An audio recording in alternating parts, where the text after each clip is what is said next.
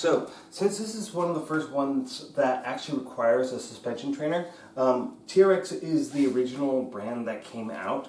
They can be a lot more expensive than a lot of the ripoffs that have come out since then. Oftentimes the ripoffs won't have this little circle here that allows the arms to move independently from each other. And that's just kind of a stability thing. When you've been doing suspension training for a little bit of time, that tends to become less of a big deal because you actually learn how to kind of control it pretty quickly. So it doesn't add a whole lot. So when you set up a suspension trainer, you've got this little strap up here at the top, I guess you can't see it, that has a carabiner that goes into it, and the strap goes up to the suspension point. I would actually highly recommend getting one of these into your home gym and putting a suspension point. TRX does sell a suspension point for this particular purpose, and I actually recommend getting two.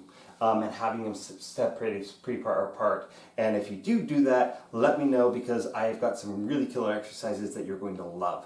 But anyways, this is one of the most efficient tools that you can have in the gym, and one of the cheapest things overall for you to actually include in your home gym.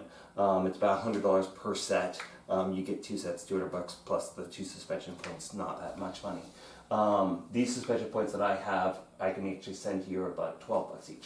So anyways, talking about the suspension trainer, when you set it up, it should be about 3 inches off the ground here when it's in the fully lengthened position. There are these little clips here, and you slide it out as far as it will let you go. So going up, if I have this balanced so these two top lines are even with each other, if I bring up one of these so that the rubber is on my kneecap, usually the bottom of the strip is going to be in our mid-calf. For this upcoming circuit, this is going to be important for us. So I can go ahead and set both of those to mid-calf, and then I can be able to work from it. Now, I guess we're not as balanced as I thought, so that is about mid-calf right there for both stirrups. So if I bring this little tab here, right, this little circle, so that it covers up these double lines that are in the middle, that's going to be the midpoint.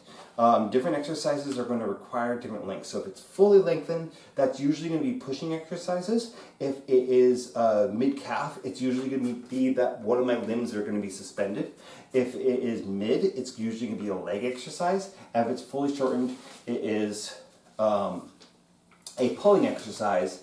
And so one of the things about this one is that if I wanted to, we had this in one of our earlier circuits, I can go into what's called dog ear, right? Which is where I pull out the extra fabric and actually bring the carabiner up, or the little clip here, as high as I can possibly get it, and then I get into dog ear position. I can also change its position on this top anchoring strap. So that way, if I wanted to do lat pull down, I could do it if I wanted to anchor up much higher and go into dog ear. So those are the different positions in a TRX, and there's a lot more principles that we'll go into as we get into separate exercises, but I wanted to take a moment to just kind of explain the basics of how to set up a TRX before we go into our next circuit.